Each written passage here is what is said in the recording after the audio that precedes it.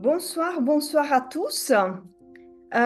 Donc, merci d'être présent à ce webinaire du 22 mars 2026. On est 20 heures presque.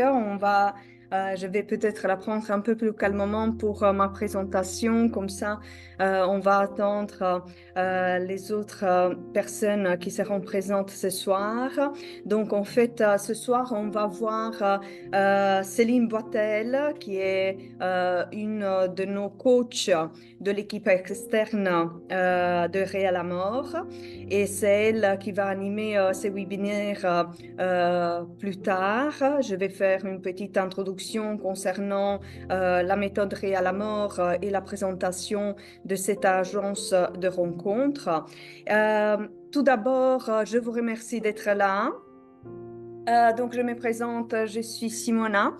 Je suis docteur en médecine, je suis neurologue, je suis chercheur actif et je collabore avec l'agence Réal à Mort. Je suis le chef de l'équipe neuroscientifique de Réal à Mort, de l'équipe interne et externe à Réal à Mort. Alors, première chose, brève communication de pourquoi nous sommes là. Eh bien, nous sommes là parce que nous sommes dans une époque où la relation de couple devient de plus en plus difficile. On assiste à beaucoup de ruptures chez les couples déjà constitués depuis longtemps, depuis pas longtemps. Donc, effectivement, on sait très bien qu'il y a beaucoup de problématiques vraiment dans la connexion entre les êtres humains.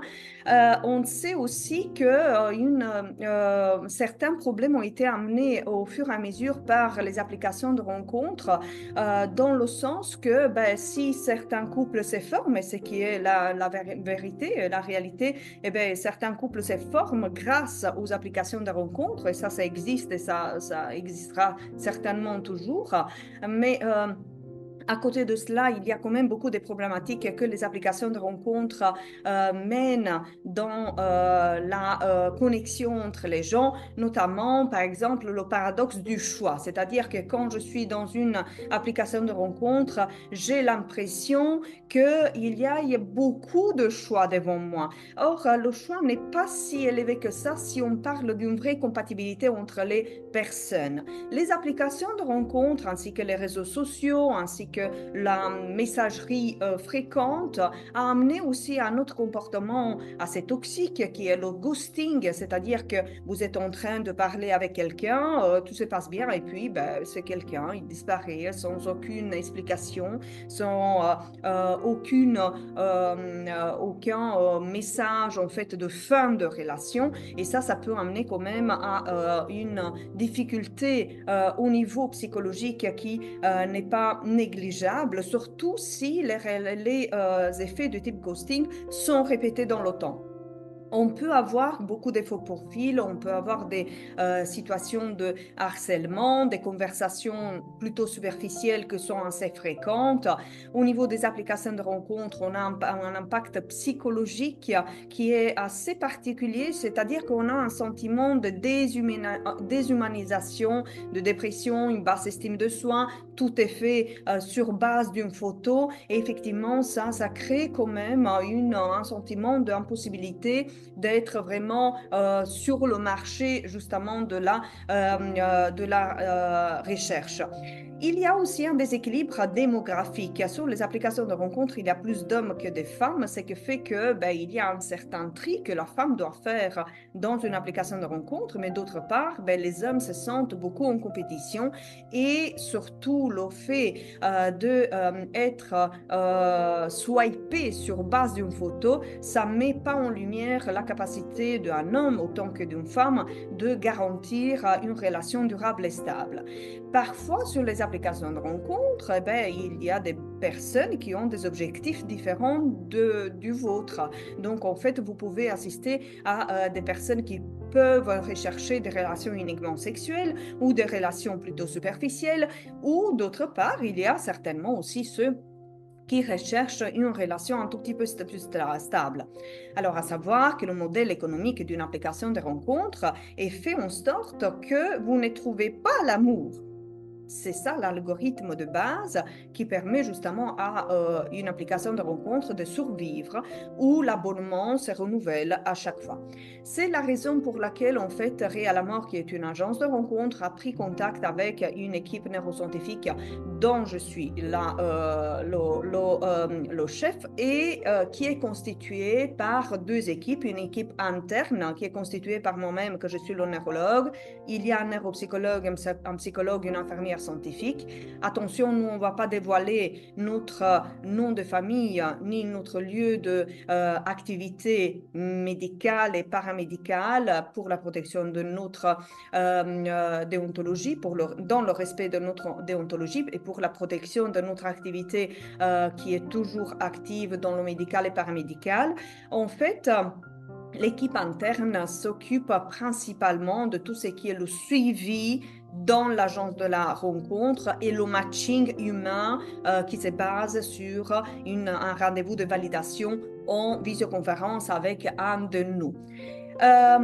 Et puis, on a aussi une équipe externe à Réalamor, qui est une équipe de coachs qui collaborent avec l'agence et qui sont Céline Boitel, Sonia Favre, Fabien Vorillon, Lise Allard et Maxime Godin. C'est notre équipe de coachs externes qui peuvent en fait vous soutenir si vous avez des difficultés vers la rencontre ou si vous souhaitez quand même développer plus en profondeur certaines parties qui vous concernent, si vous voulez travailler sur certaines blessures, si vous voulez optimiser par exemple votre temps de travail vis-à-vis de temps privé. Donc en fait, on a toute une équipe de coachs qui peut s'occuper des femmes, des hommes, de tous les deux. Ça dépend un tout petit peu de quels sont vos intérêts là-dedans. Donc, en fait, l'équipe de coaching, attention, c'est une équipe externe.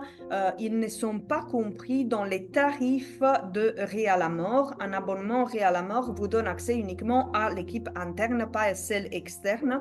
Si vous décidez d'être suivi par un coach qui fait partie de l'équipe externe, vous aurez des tarifs différents à convenir directement avec le coach. Alors, tout d'abord, rapidement, avant de laisser la parole à Céline qui va nous tenir un webinaire extraordinaire ce soir, donc en fait, la méthode Réalamor, elle est faite comme ça. La première chose, c'est de créer un compte gratuit via le site realamor.com. Et puis, en fait, vous devez choisir assez rapidement entre trois possibilités. La première est celle de chercher un partenaire de vie pour une relation sérieuse et stable. La deuxième, c'est de rechercher des rencontres coquines en toute discrétion. Et la troisième, c'est de rechercher des amis pour des activités ensemble. Le choix, il est très important parce que vous devez quand même savoir ce que vous voulez. Et nous aussi, on veut savoir ce que vous voulez pour qu'on puisse vous aider au maximum. Ensuite, vous allez répondre à tout un questionnaire. C'est un questionnaire assez grand et il est fait de quasi 200 questions. C'est l'équipe interne, moi-même, donc en tant que neurologue, le neuropsychologue, le psychologue, qu'on a mis au point ces questionnaires-là. C'est un questionnaire long mais nécessaire. Donc, vous verrez que les questions sont pertinentes et sont pas négligeables, car c'est grâce à tous ces questionnaires-là que vous allez qu'on va vous mettre déjà dans un matching virtuel. Mais attention, tant qu'on ne vous a pas vu en visioconférence, dans un rendez-vous de validation, votre compte ne sera pas activé. Donc, en fait, vous devez passer un rendez-vous de validation pour qu'on puisse activer votre compte et pour qu'on puisse faire en sorte que votre matching commence à ce moment-là. Et ensuite, donc, en fait, vous allez avoir un rendez-vous avec un des conseillers de l'équipe interne, donc, ou moi-même, ou le neuropsychologue, ou le psychologue, ou l'infirmière scientifique. Et en fait, le dialogue qu'on va tenir ensemble, c'est un dialogue qui va durer entre 1 heure et 2 heures pour vous connaître au mieux. À ce moment-là, s'il y a des points que vous voulez déjà développer avec notre équipe externe de coachs, on va déjà vous adresser vers les coachs avant de vous proposer une rencontre. Si par contre vous vous sentez déjà à l'aise pour aller vers la rencontre, à ce moment-là, on va essayer de vous trouver quelqu'un de compatible. Et vous verrez que la compatibilité, c'est fait sur les 200 questions, mais c'est fait surtout sur notre rendez-vous de validation. Et donc, c'est par rapport à notre impression, par rapport aux questions qu'on va développer ensemble, par rapport à ce qu'on va se dire lors du rendez-vous en validation, que notre matching va se faire principalement. Et on va vous proposer des personnes qui sont en match et qui matchent plutôt via votre personnalité. Vous pouvez enregistrer une vidéo facultative qui n'est pas qui n'est pas nécessaire, mais si vous voulez, on peut la partager avec un profil à vous compatible. Et puis, vous aurez la proposition d'un abonnement qui va de 3 mois à 1 an. Attention, maintenant, en fait, l'agence fait une promo où un abonnement d'1 an équivaut à un abonnement à vie. C'est-à-dire qu'on veut arrêter d'un point de vue scientifique, et ça a été une demande de l'équipe neuroscientifique, de arrêter ces retours d'abonnement, etc. L'agence nous a suivis. Donc, en fait, ici, vous aurez la promo comme quoi un abonnement d'1 an va être un suivi à vie et je vais vous l'expliquer juste après. Une fois que vous avez pris un abonnement, en fait, nous, on va se réunir entre nous en interne et on va parler de votre cas. Et donc, en fait, il y a tout un système de suivi humain qui se fait dans cette agence que vous ne trouverez pas dans une application de rencontre. Si on vous trouve un profil compatible, hautement compatible, ce n'est pas une petite compatibilité ici, et c'est une compatibilité qui va vous faire du bien pour la recherche de ce que vous cherchez. Eh bien, on va vous mettre en contact l'un l'autre, on va vous présenter les profils et donc, en fait, vous partirez vers la rencontre déjà avec beaucoup d'informations sur l'autre au préalable. Et ici, à ce stade aussi, eh bien, si vous avez besoin de notre aide pour vous soutenir vers la rencontre ou après la rencontre pour la naissance d'une histoire durable, eh bien, on peut vous mettre encore une fois en contact avec notre équipe externe qui va vous prendre en charge pour du coaching. Donc, le suivi de l'agence Réal Amor et donc de l'équipe interne, ça se fait avant la rencontre avec la présentation des profils, notre impression, la description des principales différences, là où vous devez prêter attention à ne pas trop froisser l'autre parce qu'il peut présenter un moment où des situations de fragilité ou de hypersensibilité. Et ça, c'est uniquement avec un regard humain qu'on peut le faire. Mais en tout cas, donc, on va vous soutenir avant la rencontre. Pendant la rencontre, si vous en avez besoin, on peut organiser à votre place la rencontre et justement organiser quand vous devez vous voir. C'est plus rare, hein, ça. Et surtout après la rencontre. C'est-à-dire qu'on veut arrêter ces mécanismes de ghosting où les gens s'en vont sans raison, on veut les arrêter complètement, c'est-à-dire que ici, en fait, si vous ne voulez pas partager la raison de l'arrêt de la relation avec l'autre ou de la connaissance avec l'autre, eh bien, il n'y a pas de souci, vous allez nous le dire parce qu'on va vous le demander, le suivi, il est là justement, on va vous demander votre feedback concernant la rencontre, concernant l'autre personne, qu'est-ce que vous en pensez, mais pas uniquement après la première rencontre, même plus tard. C'est justement un mécanisme pour ne plus jamais être seul. Et c'est ça, en fait, qu'on veut créer ici avec cette agence. Et donc, en fait, nous-mêmes, on va se charger d'avertir l'autre si vous voulez interrompre la connaissance ou la relation. Pourquoi? Parce qu'en fait, on peut le faire de façon bienveillante derrière. Et c'est que ça va nous permettre justement d'avoir une communication continue avec tous nos inscrits.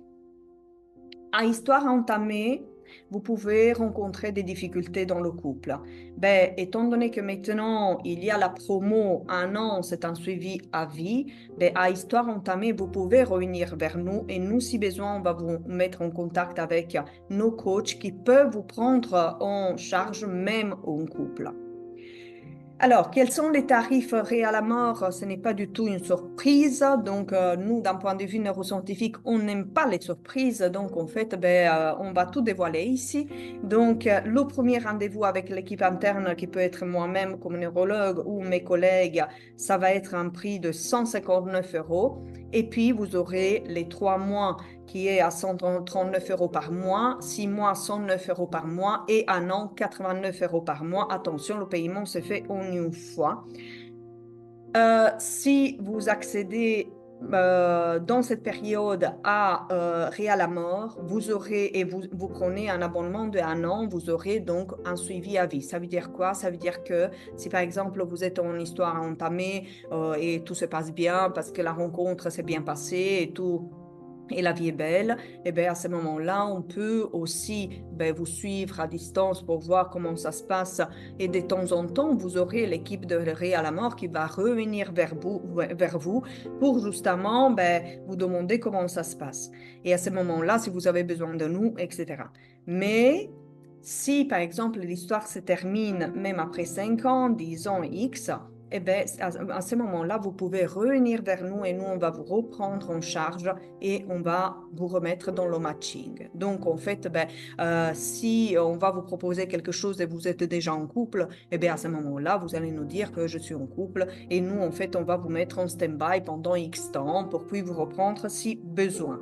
Ça, c'est dans un vouloir d'arrêter les abonnements qui se suivent et qui créent justement ce modèle économique des applications de rencontres. Eh bien, ce soir, on va entendre Céline Boitel. Céline Boitel, c'est notre coach qui est principalement pour les hommes. Elle travaille avec les hommes depuis longtemps. Elle travaille sur la confiance en soi après une rupture ou un autre événement, avec des hommes célibataires qui n'ont jamais connu l'amour.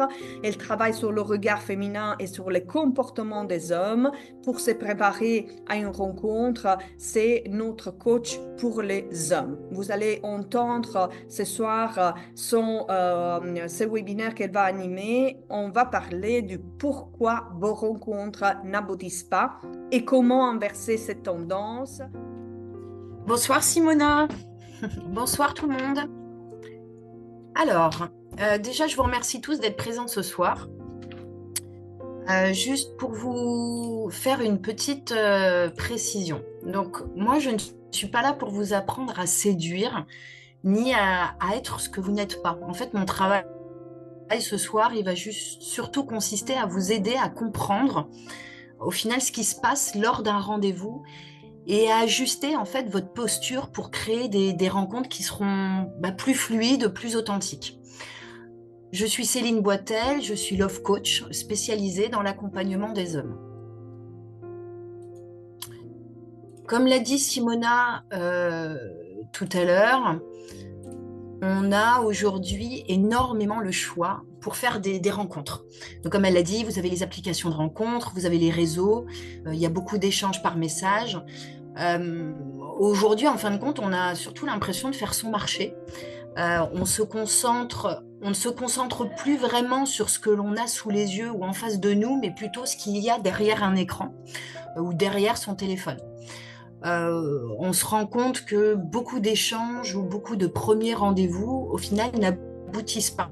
C'est-à-dire qu'on n'arrive pas à aller jusqu'au second rendez-vous.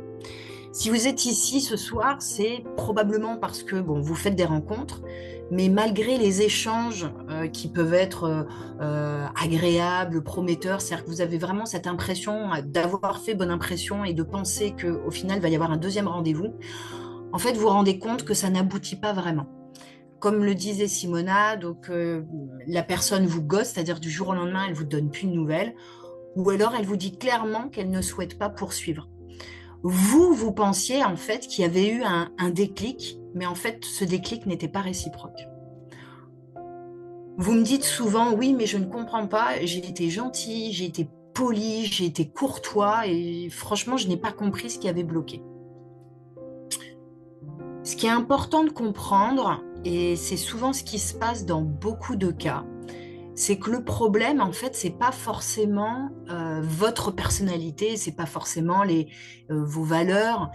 Il faut savoir qu'il y a quand même un décalage entre ce que vous avez pensé transmettre à l'autre et ce que l'autre personne a perçu réellement. Les hommes et les femmes, on a beau dire qu'ils sont égaux, donc oui, mais on n'est pas pareil. C'est-à-dire qu'on n'est vraiment pas identique, on ne pense pas toujours pareil. Les femmes, c'est vrai qu'elles vont parler beaucoup plus d'intimité, de relations, les hommes beaucoup moins. Et souvent, et c'est un tort, ils expriment beaucoup moins leurs sentiments. Donc oui, on est égaux, mais pas totalement identiques. Les femmes, il y a une chose essentielle, c'est que elles vont rechercher ce qu'on appelle la connexion émotionnelle. Qu'est-ce que c'est? En fait, la connexion émotionnelle, en fait, c'est un lien qui va être réel, qui va être beaucoup plus authentique.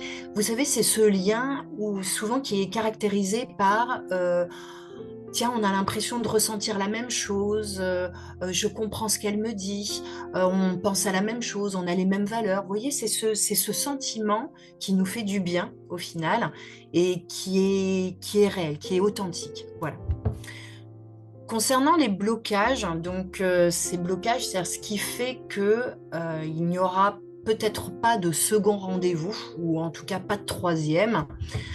Il y a trois blocages essentiels, on va dire. Souvent, ce que vous me dites, c'est en fait, vous pensez qu'être disponible et de dire toujours oui à la femme qui est en face de vous, c'est-à-dire que d'être absolument à ses petits soins, à être attentionné à chaque instant, de devoir tout bouleverser pour elle, en fait, vous pensez que c'est une chance pour elle. Mais il y a une chose essentielle, c'est que elle, ce qu'elle va craindre, c'est que vous soyez au centre. Elle aura peur d'être au centre de votre monde. Et dans ce cas, ça veut dire quoi? Ça veut dire que bah, vous n'avez pas de vie sociale et vous ne prenez pas de décision, par exemple. Donc en fait, vous croyez lui faire plaisir en lui disant oui, je suis prêt à venir te voir demain, j'avais quelque chose, mais je l'annule, ou bah, j'avais prévu de voir des amis, mais je l'annule, je suis disponible tous les jours de la semaine prochaine, etc. En fait, tout ça, ça risque de la faire fuir. Donc, si j'ai un conseil à vous donner, c'est que n'annulez pas vos plans, d'accord? Parce qu'au final, avant de la rencontrer, vous avez une vie. Donc, n'annulez pas vos plans, vos rendez-vous. Si vous avez des amis, continuez à avoir cette vie sociale. Ne montrez pas que vous êtes à 100% disponible pour elle, car vraiment, ça s'apparente, en fait. On aura l'impression elle aura l'impression d'avoir la pression, en fait, et elle va se sentir oppressée. Donc, et là, ça revient un peu à un peu ce que je viens de dire, c'est que quand vous allez à un rendez-vous, il est important que vous ne soyez pas trop dans l'attente. C'est pas parce que vous avez échangé avec elle quelques jours auparavant, avec des SMS, que vous l'avez eu en ligne, que vous avez senti qu'il y avait ce petit truc, etc., que forcément, ça va être la bonne personne pour vous. Donc, n'ayez pas d'attente ou n'ayez pas d'attente trop haute en fait ou trop importante. Dites-vous que la voir en vrai, et d'ailleurs c'est elle va penser exactement la même chose, la voir en vrai, c'est beaucoup plus important et là vous allez vous faire une véritable idée.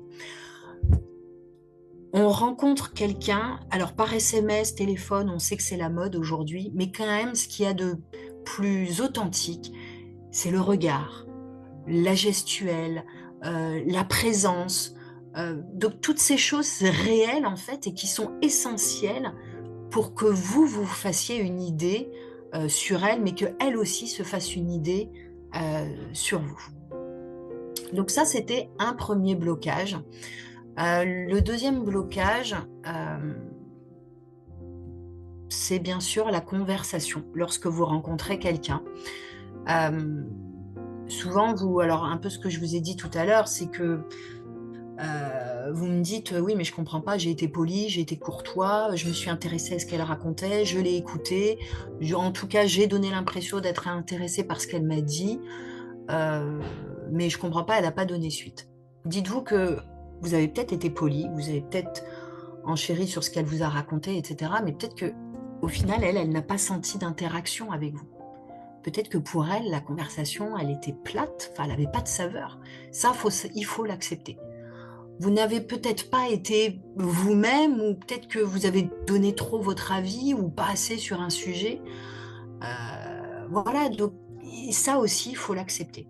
C'est-à-dire de pas forcément être ce que vous avez pensé être. Et sur le point de la vie, il y avait quelque chose que je voulais quand même vous préciser. C'est qu'il est important que vous sachiez une chose, c'est que lorsque vous faites une rencontre, notamment une première rencontre, je vous déconseille de donner votre avis sur son choix de vie, d'éducation, sur son travail, ses amis. Pourquoi? Parce qu'en fait, vous allez donner l'impression de vous sentir supérieur à elle, alors que vous ne la connaissez pas. Aujourd'hui, contrairement à une quarantaine d'années ou une trentaine d'années, les femmes, elles travaillent, elles ont des postes à haute responsabilité, donc tout ça, ça ne va plus l'impressionner.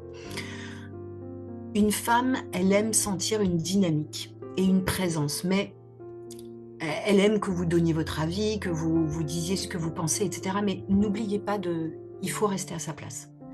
Que vous donniez votre avis, oui, mais en aucun cas, elle ne doit se sentir jugée.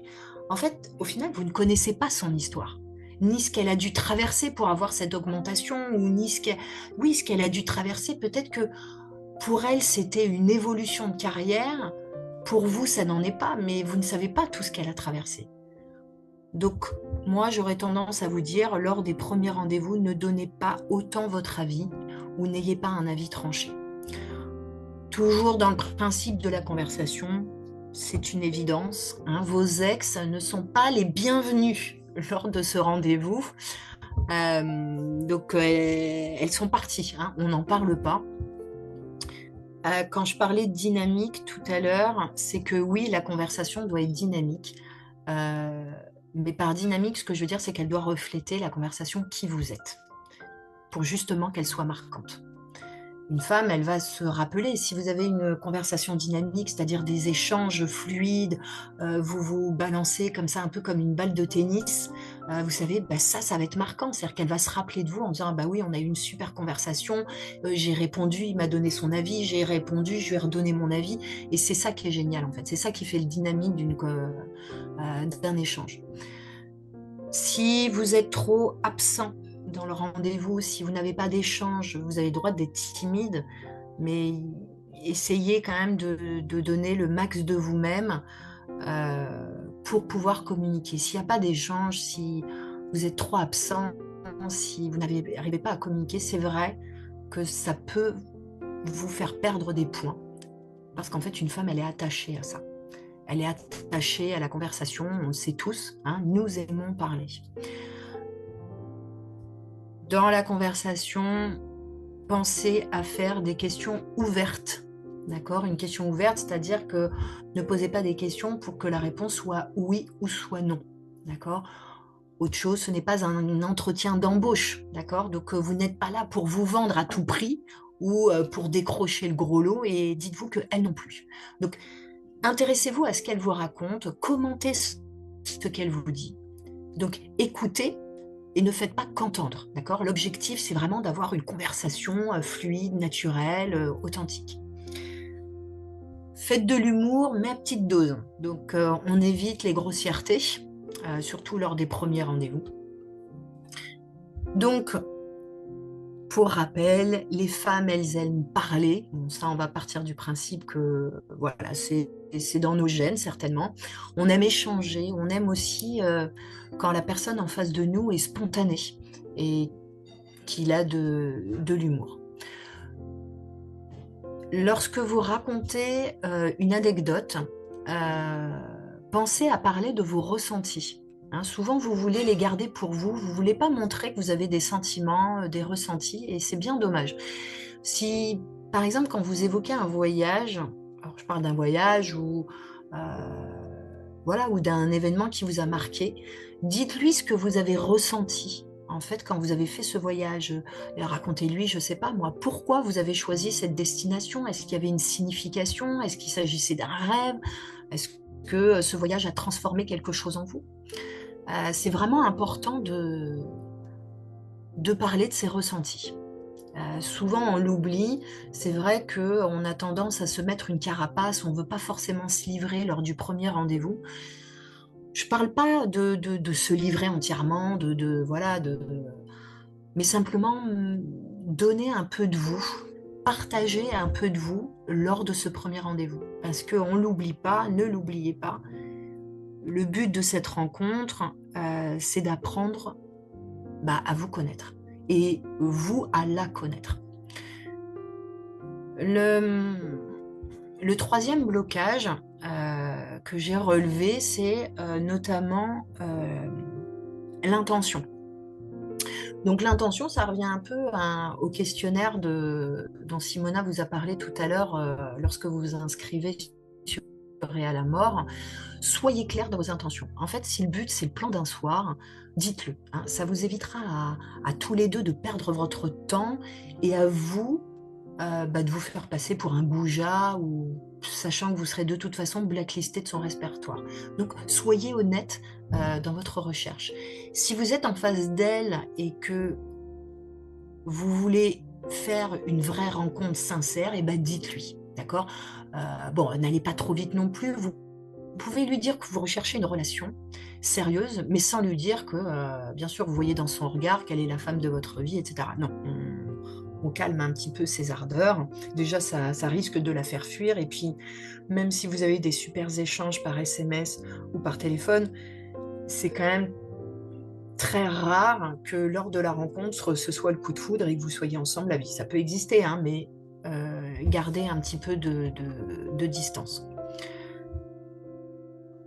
En clair, les 3 choses à retenir pour que vos rencontres aboutissent, c'est être clair dans ses intentions.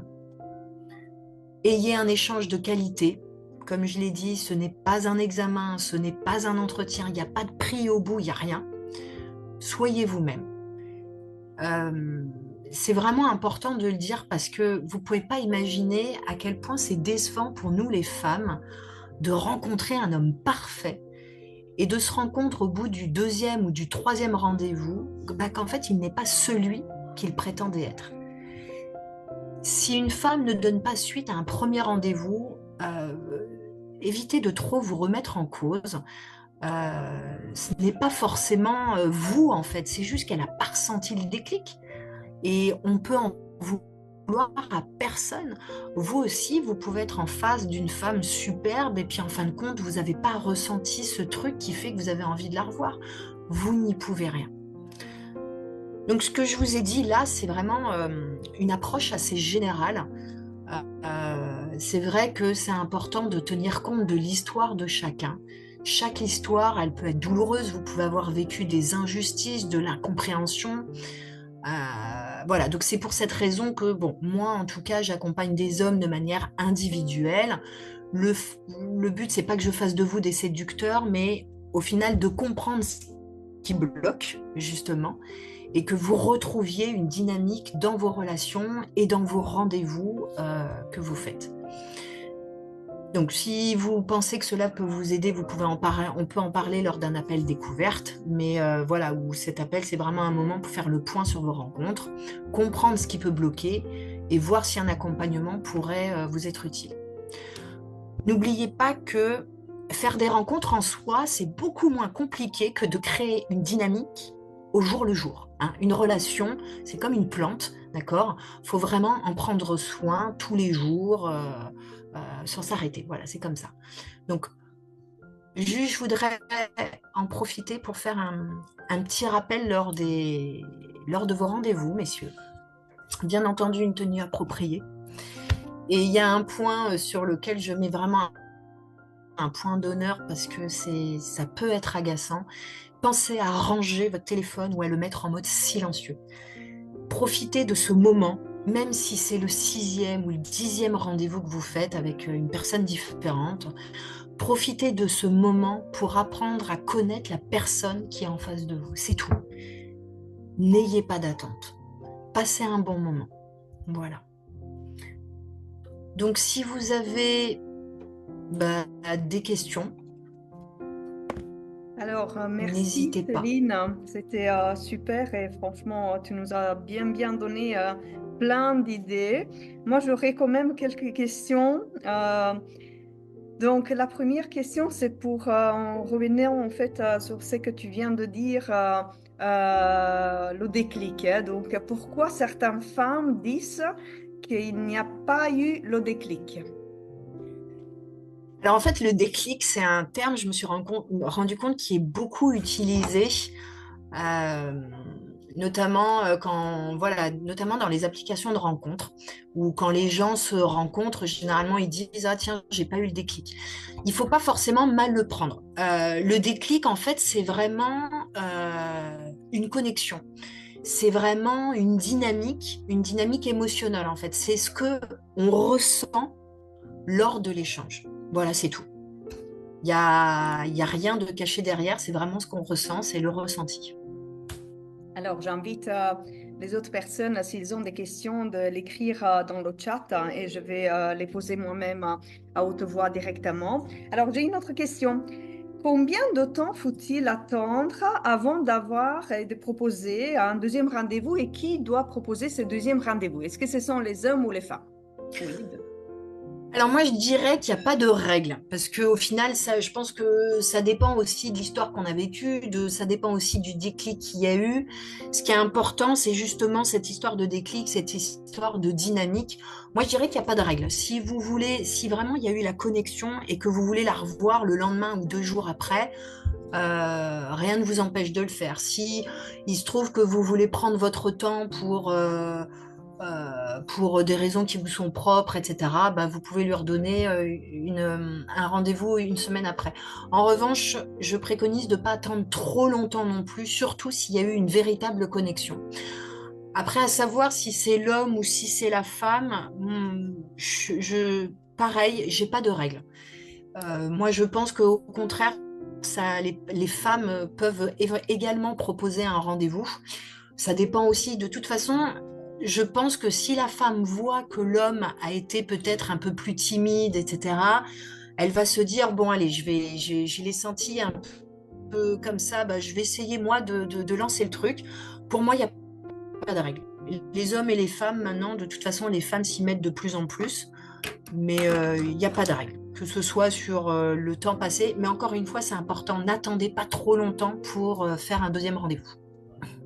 Alors, je vais poser la question de Céline qui est en ligne. Pourquoi un homme dit-il qu'il recherche à construire une relation sérieuse alors qu'il dit ne pas se sentir motivé ou disposé pour cela après un premier rendez-vous? Alors, généralement, c'est ce que donc, si je comprends bien, en fait, l'important, c'est ce que je disais tout à l'heure, c'est l'intention. D'accord? C'est-à-dire qu'un homme, il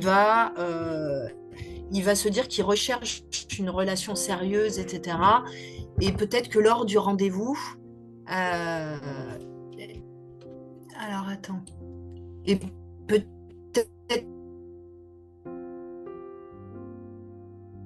alors, qu'il recherche à construire une qui se dit sentir, pas se sentir motivé. Alors en fait, bah, tout simplement, il cherche vraiment une relation sérieuse, mais en fait, c'est comme les femmes, hein. Puis au final, eh ben, il s'est rendu compte lors du premier rendez-vous bah, que ça irait certainement pas plus loin. Donc s'il se sent pas motivé ou disposé pour cela, bah, c'est qu'au final, il veut pas forcément aller plus loin. Mais les femmes, elles sont un peu pareilles, hein. Souvent, elles disent qu'elles veulent avoir une relation longue et lorsqu'elles font le rendez-vous, bah, alors, il y a aussi le fait de pas être motivé, de pas vouloir faire un second rendez-vous. Il y a aussi le fait vous savez, de l'épuisement. Bah, ce dont, euh, ce dont on parlait lors du premier webinar, c'est justement le fait de ce dating burn-out,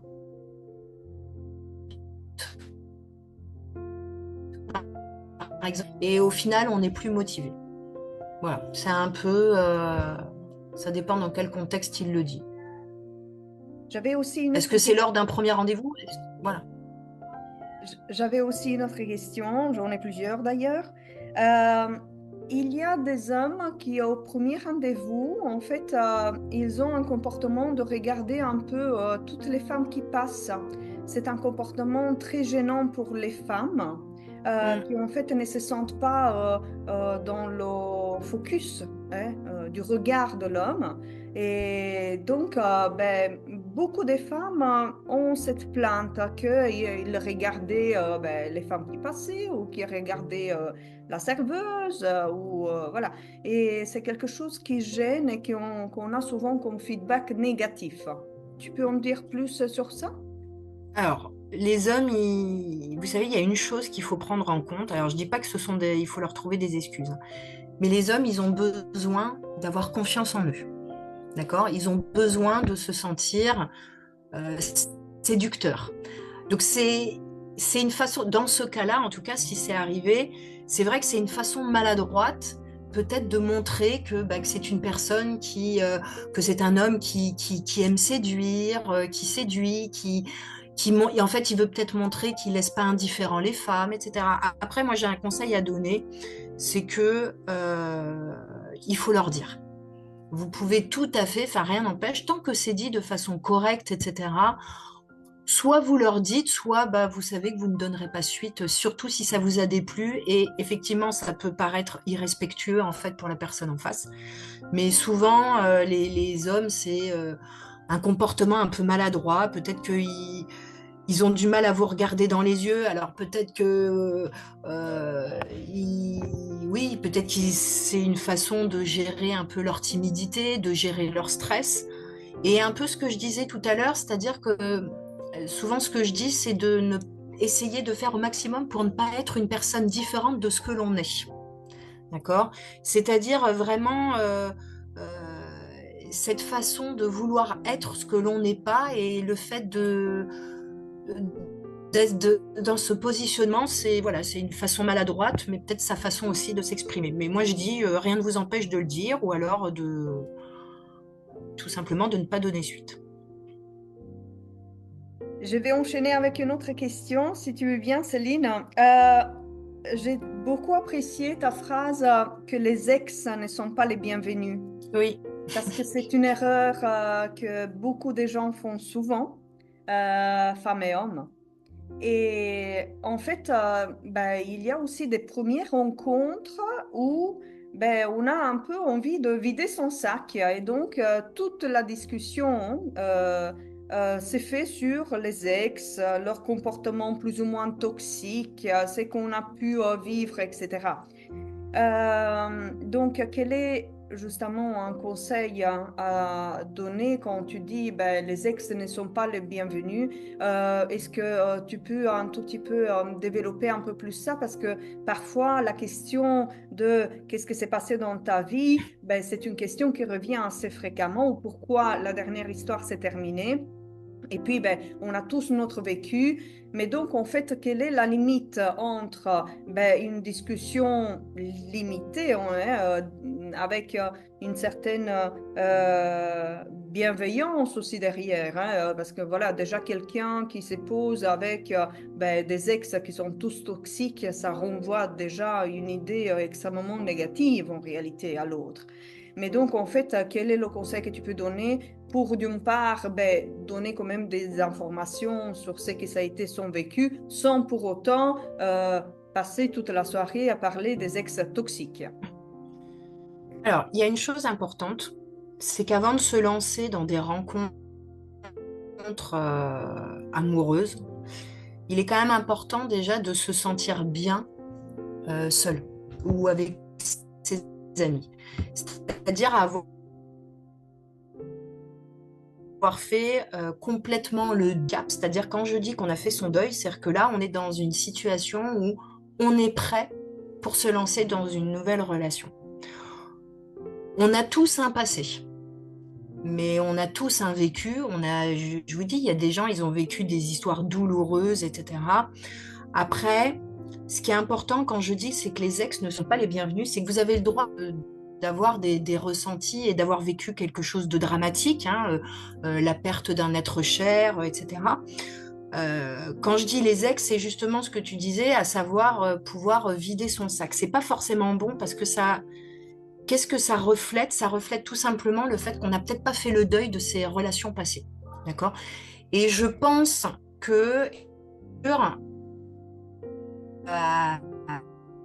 alors, que ce soit un homme ou une femme qui jette son sac, les enfants, j'en ai marre, machin, en fait, dites-vous que la personne en face de vous, elle vit peut-être la même chose, mais si vous êtes là en face, c'est justement pour passer à autre chose.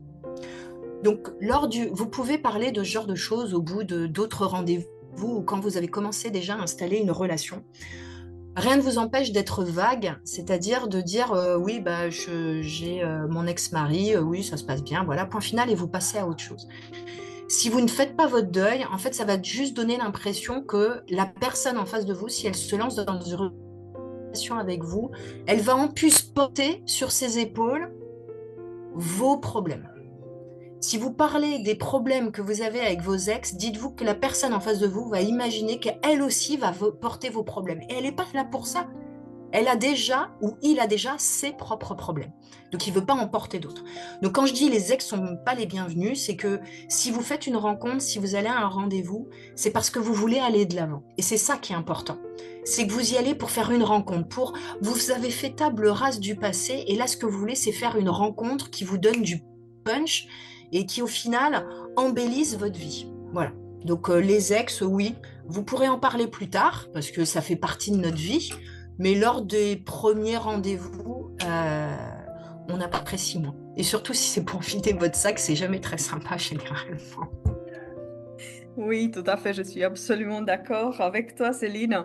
Euh, il y a parfois dans la conversation, voilà, si ça touche un tout petit peu au vécu, donc dans les premières conversations d'une relation débutante, ben, l'homme qui, plus l'homme quand même, hein, plus l'homme que la femme, qui se pose comme si je suis différent des autres.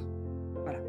C'est je suis différent des autres. Ben, tu as vécu certaines choses, oui, mais moi, je suis différent des autres. Alors, en fait, ça revient assez souvent que les femmes nous disent, ben oui, mais il me dit que il est extrêmement attentif, il n'a jamais trahi, etc., qu'il va être à mon petit soin, etc.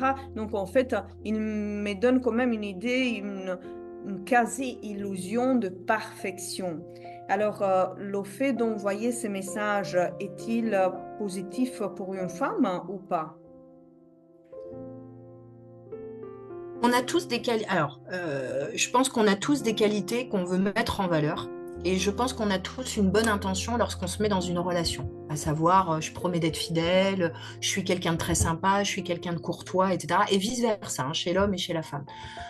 Après, moi, je pense que alors, je ne sais pas si tu fais dans le cadre d'une relation qui est déjà installée ou si c'est lors des premiers rendez-vous, mais je pense qu'après, on ne sait pas ce qui va se passer au niveau de l'histoire. Tu peux pas prédire, pour moi, on ne peut pas prédire. Alors oui, tu peux dire, ah, mais moi, je te tromperai jamais, j'irai voir. Mais en fait, tu ne sais pas ce qu'ils vont vivre dans leur histoire.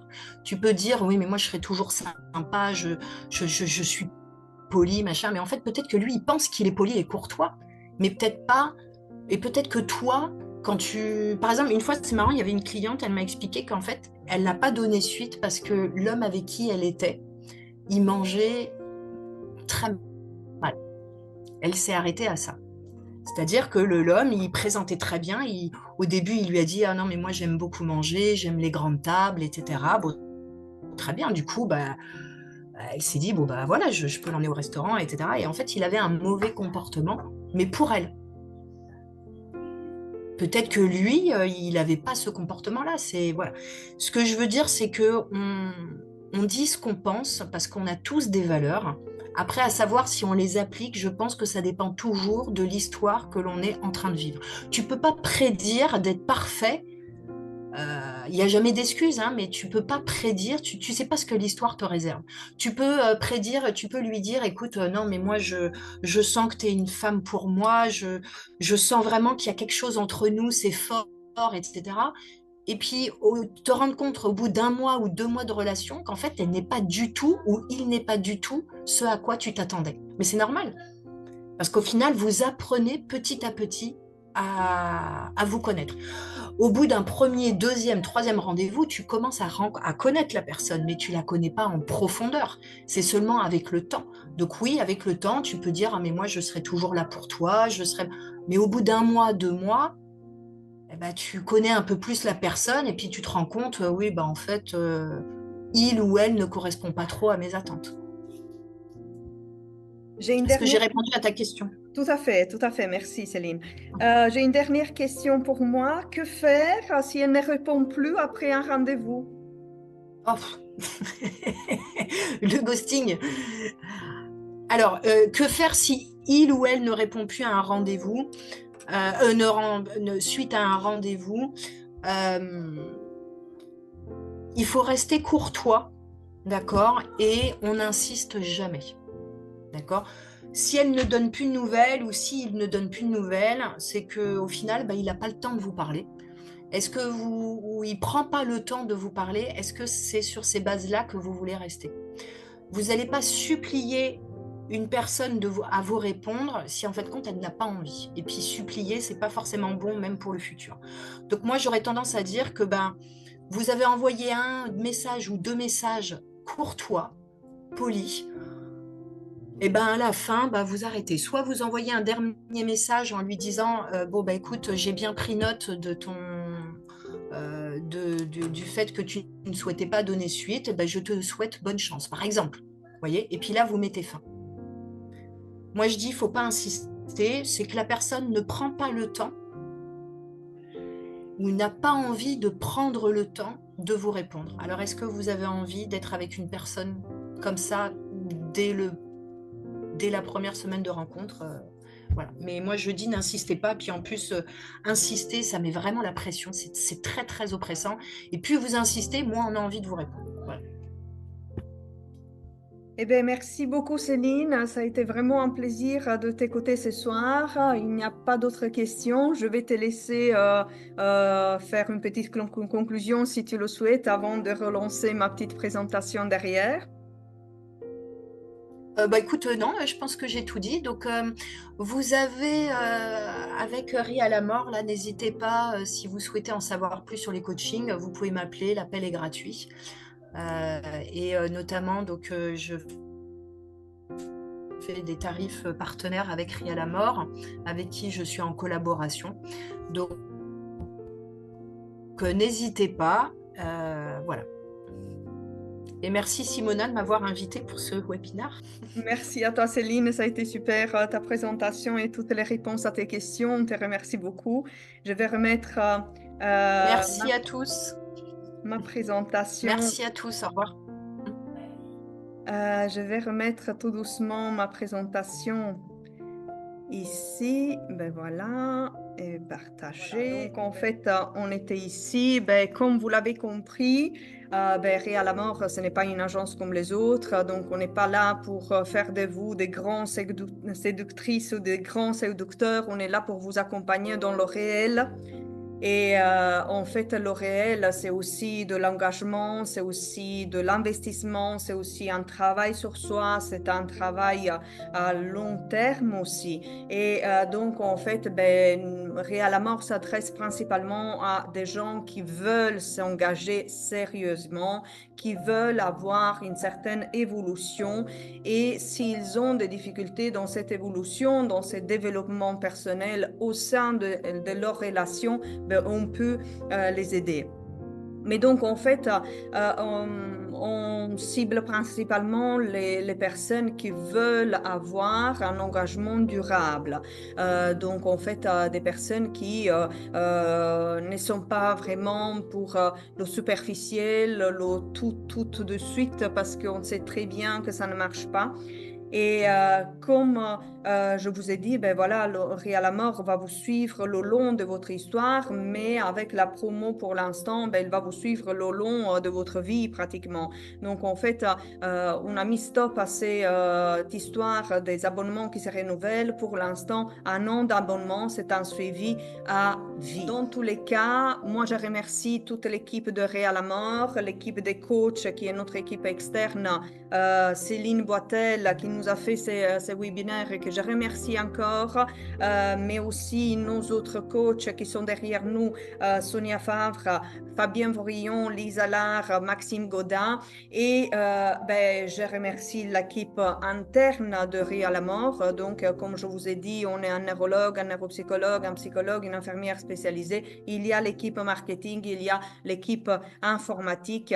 On est tous là pour vous si vous le souhaitez. Donc en fait, ben voilà, je vous remercie de votre attention, de votre temps ensemble et à la prochaine. Au revoir.